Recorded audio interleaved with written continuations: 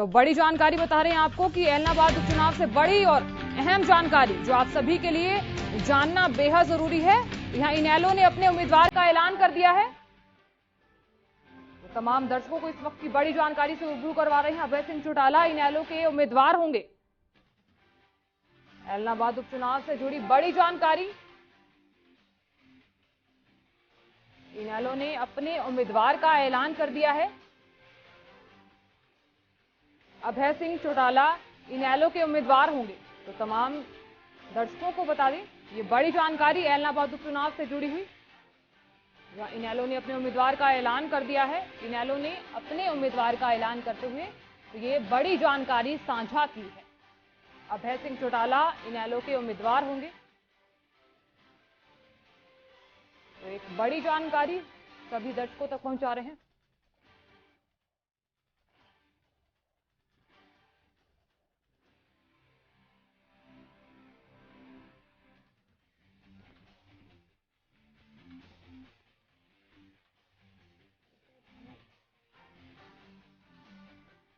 तो बीजेपी प्रवक्ता हमारे साथ विदुल रावल जुड़ चुके हैं। सर बहुत बहुत स्वागत है आपका हरियाणा न्यूज में।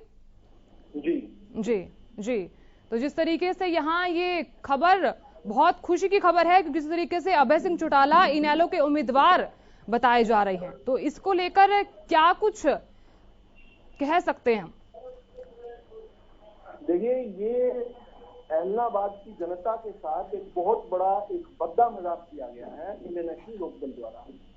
और ऐलनाबाद ही क्यों, हरियाणा की जनता के साथ और खुद किसान संगठन जो कि आंदोलन चलाए हुए हैं उनकी मांग जायज या नाजायज हो सकती है, लेकिन उस आंदोलन के समर्थन में इन लोगों ने ये कहकर अपनी जीत से इस्तीफा दिया था कि हम लोग जो है उनके समर्थन में ये कर रहे हैं।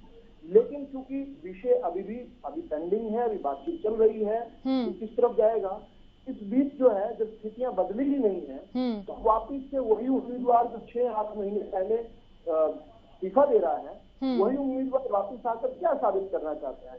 समझ तो यही आता है कि ऐलनाबाद की जनता को ठेंगा दिखाकर अभय सिंह चौटाला ने ये प्रयास किया कि उंगली कटवाकर शहीद बन जाए। और तो इसमें क्या समझ आती है बात, जब परिस्थितियां वही की वही हैं। कल भी आप विधायक थे तो आपने अगर दोबारा ही चुनाव लड़ना था तो आपने इस्तीफा क्यों दिया। और इसके अतिरिक्त हरियाणा के एक्सचेकर पर जो बोझ पड़ा है, इस पूरे चुनाव की व्यवस्था करने के लिए चुनाव आयोग को जो व्यवस्थाएं खड़ी करनी पड़ेगी, तो उसका बोझ एक्सचेकर पर पड़ा है। इस पूरी एक्सरसाइज का पहले इस्तीफा तंकी करना और उसके बाद जो है इस्तीफा जब हो गया अब वापिस वही उम्मीदवार करे, तो इसमें हरियाणा की जनता को क्या मिला, ऐलनाबाद की जनता को क्या मिला। जिन आंदोलनकारियों के समर्थन में इन्होंने इस्तीफा दिया था, उन आंदोलनकारियों को ही क्या मिला, चाहिए उनकी अनुमति लेकर आए थे, नहीं लेकर आए। लेकिन बड़ी बात यह है, इससे ये साबित होता है कि यह राजनीतिक ड्रामेबाजी की एक परिकाष्ठा है। इस प्रकार की चीजों से राजनीति का जो स्तर है वो भी गिरता है और राजनीति के प्रति आम जनमानस का जो विश्वास है वो भी डगमगाता है। ऐसी चीजों और ऐलनाबाद की जनता को इतना सस्ता समझना, ऐसा समझना कि वो उन्हें 5 साल के लिए जनमत मिला था ऐलनाबाद की जनता की सेवा करने के लिए, तब तो इन्होंने ऐलनाबाद की जनता को ठेंगा दिखाकर इस्तीफा दे दिया। और ऐलनाबाद की जनता के ऊपर है कि वो इस अपमान का बदला किस प्रकार से अभय सिंह चौटाला से और उनकी पार्टी से लेती है। विदु जी, जिस तरीके से इनेलो ने अपने उम्मीदवार का ऐलान कर दिया है, आप इसे कैसे देखते हैं? एक छोटा सा कमेंट चाहूंगी कि जिस तरीके से उम्मीदवार का ऐलान कर दिया गया है, पहले इस्तीफा देना, क्योंकि एक बड़ी बात हो जाती है पहले इस्तीफा देना फिर उसके बाद उम्मीदवार का ऐलान करना, आप इसे किस चुनौती के रूप में देख रहे हैं? ये चुनौती नहीं है, ये ऐलनाबाद की जनता का अपमान है, ये हरियाणा की जनता का अपमान है, क्योंकि हरियाणा के एक्सचेकर का बेवजह का दोष डाला गया, ये पूरी बेवजह की एक्सरसाइज की गई। अगर इन्होंने खुद ही चुनाव लड़ना था तो इस्तीफा क्यों दिया, तो इस्तीफे के क्या मायने हैं। और ऐलनाबाद की जनता जिन्होंने इन पर विश्वास जताकर इनको अपना प्रतिनिधि बनाकर विधानसभा में भेजा था अपने मुद्दे विकास के मुद्दे उठाने के लिए, उसको तो इन्होंने कोई महत्व नहीं दिया। वहां तो इन्होंने मिनट से पहले बिना ऐलनाबाद की जनता से पूछे हुए इन्होंने वहां पर उंगली कटवाने के लिए, अपने आप को सुर्खियों में आने के लिए, अपनी रेलेवेंस चूंकि खो चुकी है, ये पार्टी ही अपनी रेलेवेंस, अपनी प्रासंगिकता खो चुकी है, तो अब वो अपनी प्रासंगिकता दिखाने के लिए इन्होंने इस्तीफा दिया। अब वापस वही आदमी अगर आकर चुनाव लड़ रहा है तो इन 7-8 महीनों में जो एलनाबाद की जनता को बिना जनप्रतिनिधि के गुजारना पड़ा। एक बात तो ये, और एक एलनाबाद की जनता ने 5 साल के लिए मत दिया था अपना, उसके साथ ये जो दूसरी ठगी हुई है, इसका जवाब जो है एलनाबाद की जनता हर नुक्कड़ पर, हर चौराहे पर, हर गली पर, हर चौबारे पर, हर गांव में और हर जगह पर एलनाबाद की जनता जो है निश्चित तौर पर अभय सिंह चौटाला से मांगेगी और अभय सिंह चौटाला को देना पड़ेगा। उनको या तो माफी मांगनी पड़ेगी अपने पहले जो उन्होंने फैसला किया था इस्तीफा देने के लिए वो, या यहाँ चुनाव लड़ने का फैसला करने का जो उन्होंने फैसला किया इसके लिए। इन दो में से एक बार तो वो गलत है, या तो इस्तीफा दिया था तब गलत है, और या तो दोबारा चुनाव लड़ने की मंशा रखते हैं अब गलत है। अगर इस्तीफा इसलिए दिया था क्योंकि वो वहां विधानसभा में रहकर कुछ कर नहीं सकते थे, तो आज भी वही काम क्यों करना चाह रहे हैं? और अगर इस्तीफा देते हुए इन्होंने गलती की थी तो उस गलती की कम से कम माफी मांगे जनता से, और उसके बाद जनता से अनुमति लेंगे। क्या मैं आपके उम्मीदवार के रूप में भी आऊं? मुझे लगता है ये राजनीति का न्यून है, इसको लोएस्ट पॉइंट मान सकते हैं राजनीति का, जिसमें एक व्यक्ति है जनता को कुछ भी नहीं समझता, जनता को इस प्रकार से ठेंगा दिखाना और उसके बाद वापस जनता के पास आशीर्वाद मांग के आना, ये सोचकर माने जनता जो है इन चीजों पर कोई जो है कोई उनका कोई मत ही नहीं रहेगा। मुझे निश्चित तौर पर पता है कि एलनाबाद की जनता इस बात के लिए अभय सिंह चौटाला को पनिश करेगी, उसको सजा देगी। ठीक है ठीक है ठीक है ठीक है। इनेलो से हमारे साथ सुखवंत जी जुड़ गए हैं। सुखवंत जी, बहुत बहुत स्वागत है आपका हरियाणा न्यूज में।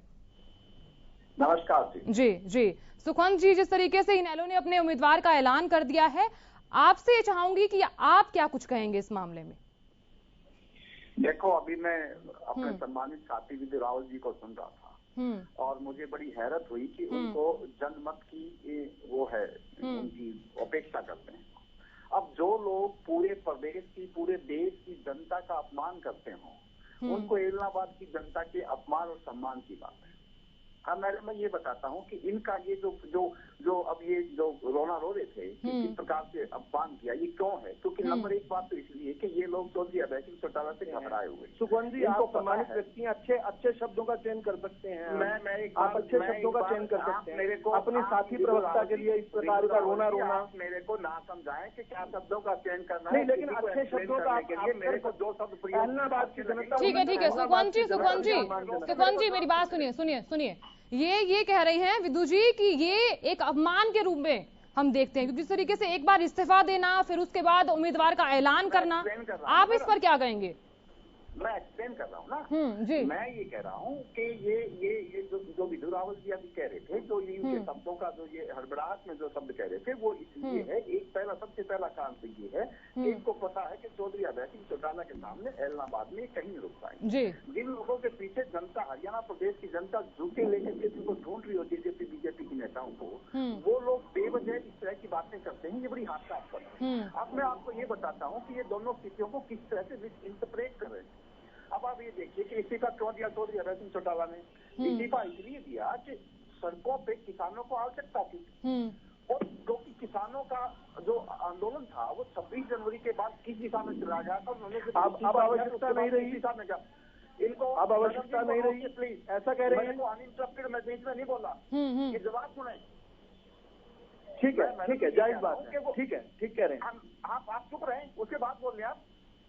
जी, मैडम मैं ये कह रहा हूँ किस प्रकार से चौधरी अभय सिंह चौटाला ने रिजाइन दिया, उससे किसानों को मानसिक रूप से संबल मिला, उनकी सड़क पर की लड़ाई को मजबूती हुई, और उस चीज से किसान आंदोलन आज तक चला हुआ है।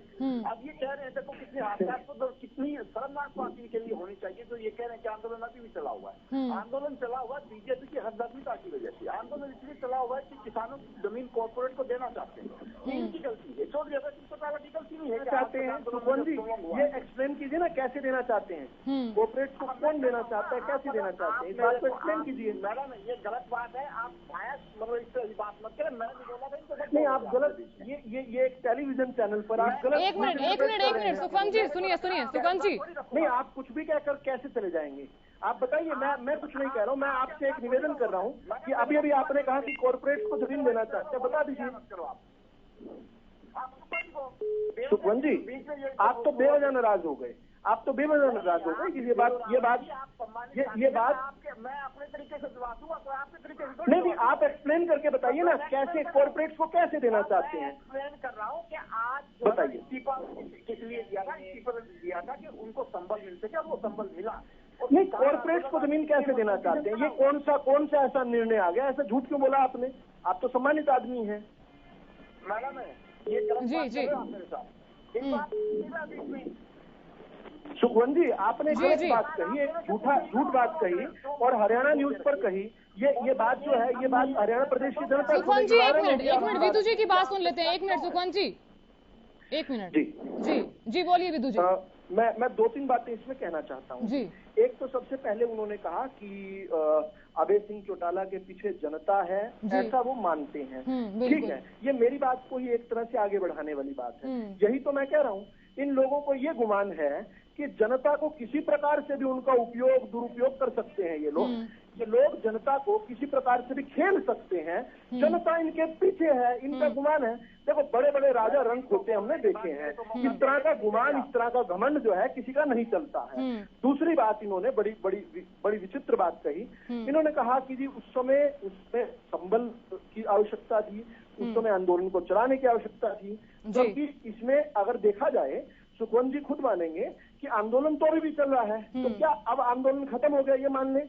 एक बात। दूसरी बात वो ये कहते हैं, एक बार सुखवंत जी मुझे पूछने तो दीजिए, अभी आपको अवसर मिलेगा पूरा, आपको अवसर। दूसरी बात ये कहते हैं, सुखवंत जी 1 मिनट विदु जी को बोलने दीजिए, फिर आपसे भी कमेंट लिया जाएगा। सुनिए जी विदु जी बोलिए। दूसरी बात वो ऐसे कहते हैं सुखवंत जी सम्मानित व्यक्ति हैं, मेरे मित्र हैं। वो ऐसा दूसरी बात भी एक और कहते हैं कि उस समय संबल की जरूरत थी। तो यानी एक बात तो कि अब संबल की जरूरत नहीं है।